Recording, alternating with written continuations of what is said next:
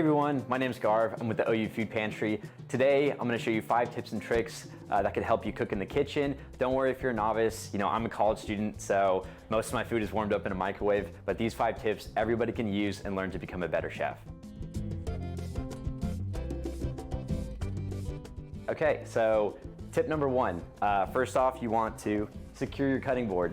So your cutting board is a pretty versatile tool. You'll use it for a lot of things in the kitchen. So making sure it doesn't slip is extremely important so you don't cut your fingers.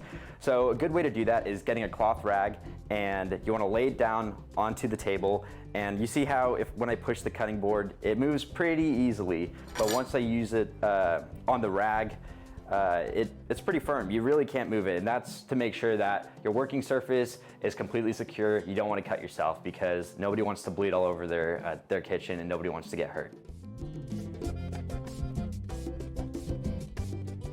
Okay, tip number 2. So next is to make sure that your knife is sharp. So this is called a steel. It's what you use to sharpen a knife and straighten a knife. And this is one of the big boy knives that you might have in your kitchen. So in order to sharpen it, you want to make sure you grip your knife firmly. Make sure you have 3 digits on the handle, and then use your index and thumb to secure it, and you're able to twist it and have a good grip on it, just to make sure it doesn't slip. And then with the steel, you want to have your knife at a 45-degree angle and just go along the length of the knife to sharpen and straighten it. So makes that really cool sound, right? But you want to do that on both sides and make sure you sharpen both edges. That's just to make sure your cutting experience and process is a lot easier. Nobody wants to work with a dull knife, especially if it can make cooking a lot harder. And we're here to make cooking easier. Tip number 3.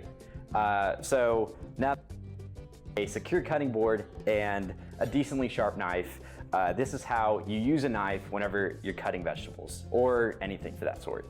You want to make sure that you position your fingers kind of like in a C shape. You want the knife to kind of brush up against your knuckles. You don't want to cut like this where you're like really holding it and you might end up cutting your fingers. You really want to make sure you position your knuckles forward and have that knife brush along it. So same thing, make sure you grip the knife properly and then make sure you have those knuckles. And then being able to cut slices just like that. This will save your fingers and keep you from getting hurt. And that's the most important thing when cooking. You don't want to hurt yourself, and using these small tips and tricks, even for someone who's a novice like me, makes it really easy to cook. So definitely keep that in mind. Remember, C shape for your knife. Tip number 4. So next, you want to make sure that you have your workstation all ready to go. So that means all the ingredients you have for whatever recipe you're gonna make, you wanna make sure it's all laid out. You don't wanna be running to your kitchen cabinets. You don't wanna be having to run back and forth while the water's boiling or ingredients are mixing and not really be able to go like unchecked on some parts of the kitchen. So you wanna make sure that you have everything laid out and ready to go, so you know what needs to be mixed, you have all the measurements ready to go. It just makes the whole process easier. And you'll also get to know what ingredients you need, because you may realize that you start cooking and you don't have one of the ingredients. So then you don't want that to happen. So make sure that you have everything ready to go before you start cooking. All right, the very last tip number 5, you wanna make sure that as you're cooking, you clean your dishes. A lot of times you might have some downtime where water's boiling or those ingredients are mixing and you're just kind of, you have some time to kill. Might as well just do some dishes, because whenever you enjoy your meal at the very end, you don't want to look over and see a pile of dishes in your kitchen.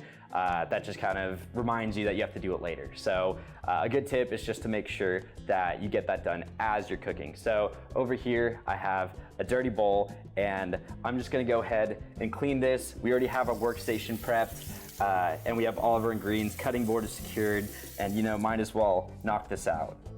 So that being said, those are 5 tips that I think everybody could benefit from. I mean, I'm a college student, so I don't really know how to cook super well, but take it from me. If I can do these things, I know you guys can too. So hopefully you learned something today. See you guys later.